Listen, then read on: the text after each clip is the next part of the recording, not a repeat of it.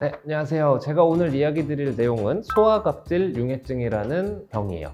소아갑질 융해증은 언뜻 보면 이름 되게 어려워 보이긴 하는데 여러분들이 특히나 남자분들이 군대에 있을 때 생활관에 한두 명 정도는 꼭 있는 질환이에요. 생각보다 그렇게 드물지 않는 질환이고 이것 때문에 여러분들의 삶의 질이 굉장히 떨어질 수 있는 질환이거든요. 그래서 이 소아갑질 융해증에 대해서 설명을 드릴게요.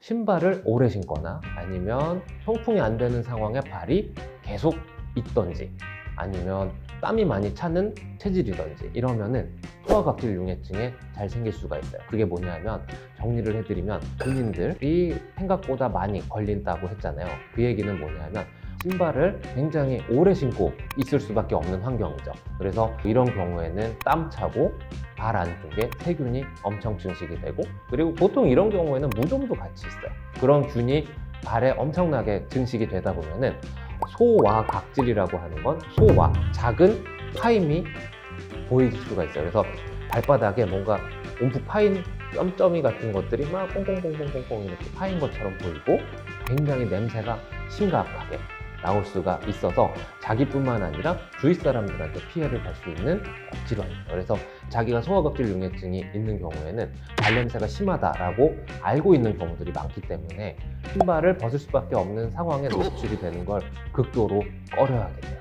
근데 이 소아갑질 융해증을 갖고 계신 분들은 그냥 난 체질적으로 발냄새가 많이 나 그냥 라고 생각하고 치료가 안 되겠거니라고 생각을 하고 그냥 그렇게 사시는 분들이 많거든요. 그래서 이런 경우에는 자기뿐만 아니라 주위 사람들한테 피해를 줄 수가 있기 때문에 꼭 이거는 근처 피부과 전문의 병원에 가셔서 치료를 받으시는 것을 추천을 드려요.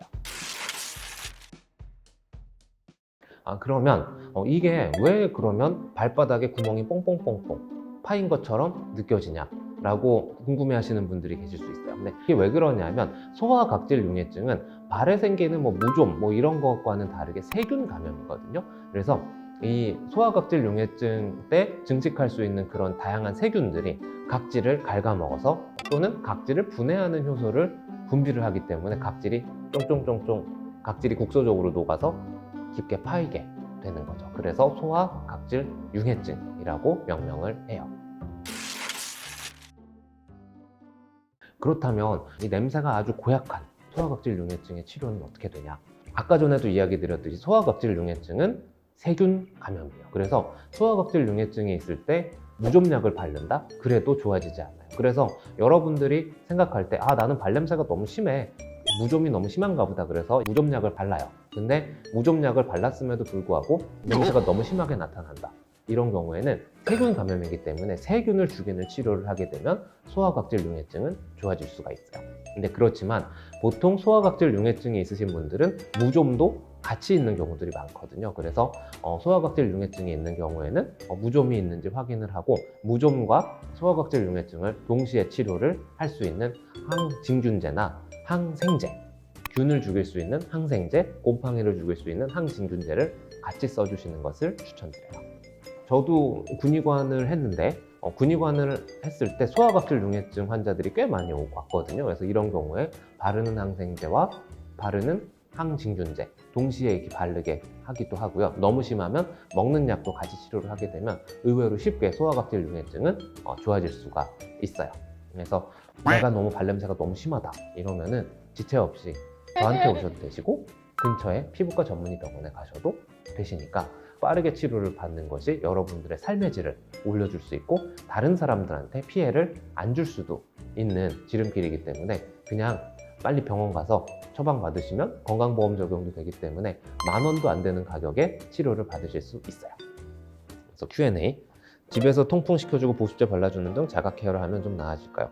그럼요. 소아각질 융해증은 밀폐된 공간에서 균이 증식이 잘 되기 때문에 통풍을 잘 시켜주고 발을 잘 말려주기만 해도 어느 정도는 좋아질 수는 있어요. 근데 그럼에도 불구하고 냄새가 안 없어질 수가 있기 때문에 이거는 꼭 병원에 가셔서 치료를 받으시는 게 손쉽게 좋아질 수가 있을 것 같아요.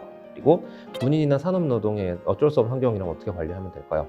근데 이러면 최대한 쉬는 시간에 신발을 벗고 쉬는 것을 추천을 드려요. 발을 통풍을 잘 시켜주고 발을 뽀송뽀송하게 해주시는 게 좋고 웬만하면 집에 가셔서 있을 때는 맨발로 통풍 잘 되는 환경을 유지시켜주시는 게 매우 중요할 것 같아요.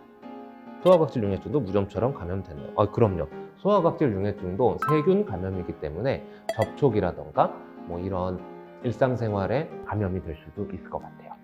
후시딘 연고 효과 있을까요? 아니면 구할 수 있는 연고? 소화각질 융해증은 그 세균 감염이기 때문에 후시딘 연고를 발라도 어느 정도는 효과를 볼 수가 있을 것 같아요. 그래서 소화각질 융해증은 그 무좀도 같이 있기 때문에 여러분들이 이거 진단이 애매하다 그러면 무좀약이랑 후시딘이랑 같이 발라주시는 것도 도움이 될 것 같아요. 구독, 좋아요. 근데 전 이런 거 별로 연연해하진 않아요. 진짜 안 누르면 어떡하지? 그래서 저는 여러분들의 소화각질 융해증도 깨끗하게 치료할 수 있게 끊임없이 노력하니까 궁금한 거 있으시면 댓글 달아주시면 제가 시간이 허락하는 한에서 댓글 달아드리도록 할게요. 감사합니다.